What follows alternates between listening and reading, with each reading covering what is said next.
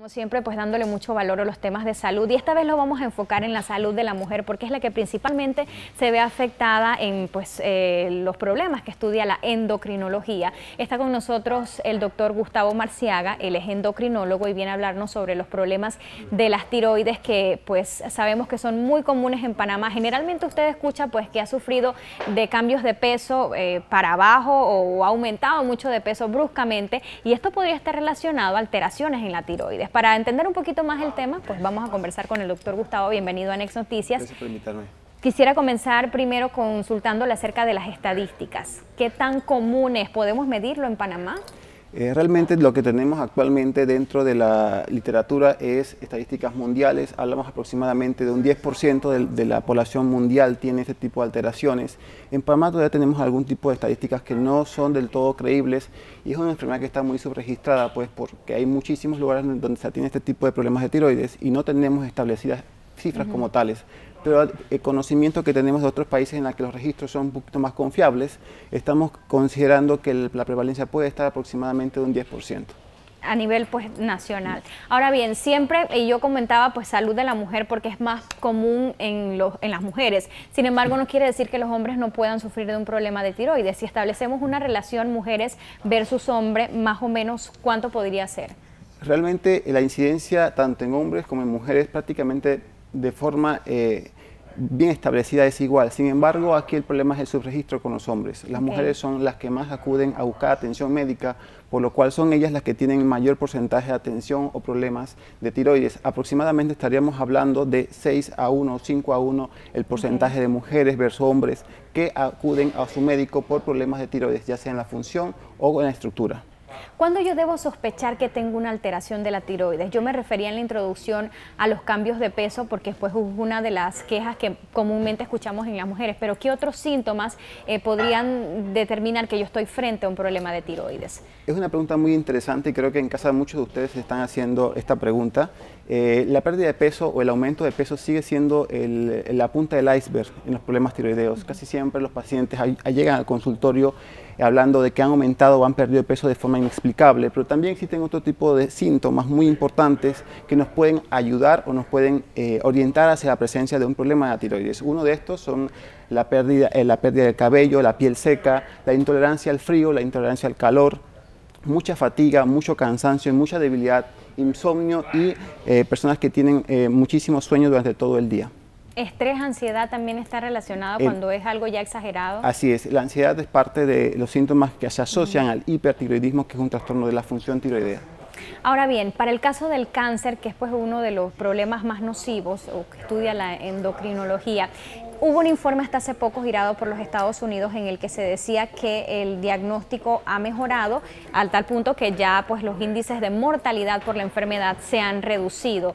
Nos hemos beneficiado en Panamá, por ejemplo. ¿Es fácil diagnosticar un cáncer de tiroides? ¿Hay alguna manifestación física que me pueda mostrar que estoy frente a un problema así? Claro, cuando tenemos algún problema de tiroides, o sobre todo cuando estamos pensando en un cáncer de tiroides, lo primero que vamos a encontrar físicamente es el aumento de volumen del área del cuello, el área anterior del cuello. Esta parte del cuello que se ve aumentada, pues obviamente la primera indicación sería realizar un ultrasonido.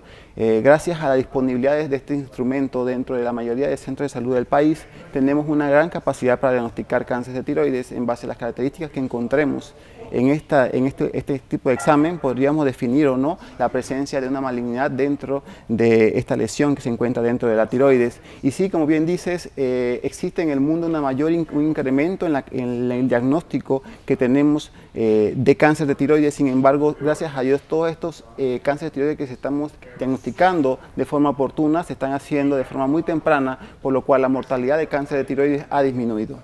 Ahora bien, es muy preponderante, por ejemplo, la parte genética. Si yo he tenido una madre que ha sufrido, por ejemplo, de tiroides, es muy alta la probabilidad de que yo también la tenga, ¿no?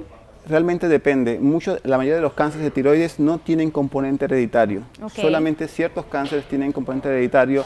Por ejemplo, el cáncer medular de tiroides, que tiene un componente hereditario muy interesante, pero la mayoría de cánceres de tiroides no tienen un componente como tal hereditario. Algunas otras lesiones tiroideas, como el bocio, sí tienen un componente hereditario, pero el cáncer como tal sobre todo el más frecuente, que es el papilar, no lo tiene. Y para el caso del hipertiroidismo e hipotiroidismo, ¿sí hay una predisposición genética que hay que evaluar ahí? ¿Es preponderante, por ejemplo? De hecho, sí, hay muchos pacientes que tienen una trascendencia o tienen una descendencia familiar con trastornos que predisponen a desarrollo de hipotiroidismo, sobre todo, y también de hipertiroidismo. Entonces, aquellas mujeres que tienen abuelas o madres con problemas de tiroides, sería muy oportuno que se les realicen a este tipo de personas unos perfiles tiroideos para definir cómo está funcionando su tiroides. ¿Es costoso el tratamiento para cuidar la tiroides? Depende de la enfermedad. Si estamos hablando de un hipotiroidismo, por ejemplo, es un costo relativamente bajo. Sin embargo, algunas enfermedades como el cáncer de tiroides requieren un poco de procesos y de estudios algo costosos, pero realmente debido a la escasa cantidad de casos reportados en Panamá, comparado con otros cánceres que son mucho más frecuentes, realmente sí es un poquito más costoso. Para finalizar, la mujer también pues le preocupan en el caso de embarazo adquirir problemas de tiroides por predisposición genética y demás. ¿Esto cuando ocurre o se diagnostica durante el embarazo es porque previamente lo ha tenido y no lo ha descubierto, o por qué se da esta alteración justamente cuando está en embarazo? Bueno, realmente existe dos factores. Uno, que tenga ya un trastorno tiroideo previo al embarazo, y la otra es que durante su gestación desarrolla algún tipo de trastorno tiroideo secundario a toda la tormenta hormonal que ocurre en una mujer que está en plena gestación. Creo que existen estos dos factores que hay que definir muy bien. Lo ideal sería que cada mujer que llegara a tener una concepción tenga un estudio tiroideo adecuado previo a la concepción para definir si existe algún tipo de problema que nos podría orientar hacia eso. Doctor Gustavo Marciaga, el endocrinólogo, nos acompañó esta mañana pues para abordar este importante tema que afecta a muchas mujeres en Panamá. Gracias por estar con nosotros.